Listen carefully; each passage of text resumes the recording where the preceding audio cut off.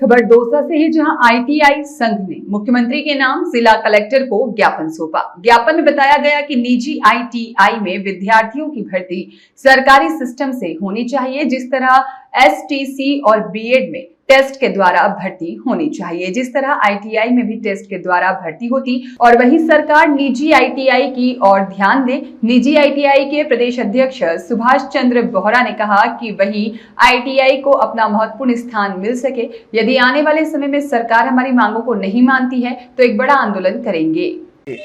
वर्तमान में पूरे राजस्थान प्रदेश में आईटीआईओं की जो समस्याएं हैं उसके लिए हम सरकार के मंत्री महोदय से, सचिव महोदय से लगातार पिछले 6 महीने से समस्याओं के समाधान के लिए निवेदन कर रहे हैं। उसमें मुख्य जो समस्या वो ये है कि 2011 से लेकर के 2025 तक आईटीआईओं की फीस निर्धारित सरकार के द्वारा नहीं की जा रही है, जिससे प्रशिक्षण की गुणवत्ता देने में निजी आईटीआई है वो बहुत बड़ी कठिनाई को महसूस कर रही हैं।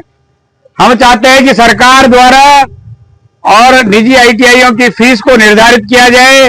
डीजीटी भारत सरकार के द्वारा भी 2023 में जो है इंजीनियरिंग ट्रेड उसकी 26,000 और नॉन इंजीनियरिंग ट्रेड की 21,000 फीस निर्धारित की गई, लेकिन राज्य सरकार के जो सेक्रेटरी साहब हैं, मंत्री महोदय हैं, उनको हम बार बार निवेदन कर रहे हैं कि आईटीआई की फीस लगभग 35,000 रुपए होनी चाहिए, फिर भी वो उस पर सुनवाई नहीं कर रहे हैं। बार बार कहने के बावजूद भी इससे हमारे को जो है आईटीआई कॉलेजों में हड़ताल करनी पड़ रही है, तालाबंदी करनी पड़ रही है। साथ ही में एक ही दिन में जो है सडन 1350 आईटीआईओं के इंस्पेक्शन कराए, और वो भी जो अधिकृत अधिकारी नहीं थे, निविदा पर लगे हुए जो कर्मचारी थे, जो नॉन टेक्निकल भी लोग थे उसमें शामिल, और उनको भेज दिया।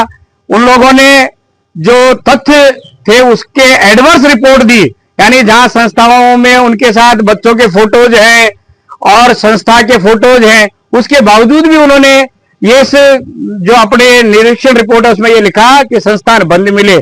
ऐसे जो एडवर्स रिपोर्ट देने वाले कर्मचारी हैं उनके खिलाफ हम मांग कर रहे हैं बार बार सरकार से कि उन दोषी खिलाफ जो कार्रवाई की जाए, कर्मचारियों के खिलाफ, उस पर कार्रवाई नहीं हो रही है। इसके लिए हमने क्या है, वर्तमान में आईटीआई एसोसिएशन के आह्वान पर और अनिश्चितकालीन हड़ताल कर रखी है हमने।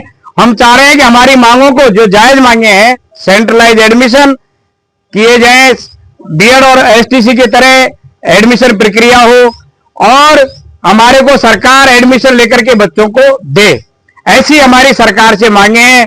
जब तक हमारी सरकार मांगे नहीं मान लेती है तब तक हम लोग जो है स्ट्राइक पर हैं, और बार बार हम अभी तक यानी जो है पोलाइट विनम्र निवेदन सरकार से करना चाह रहे हैं कि हमारी मांगों को मान लिया जाए जो जायज मांगे हैं। Bureau report, Dausa express.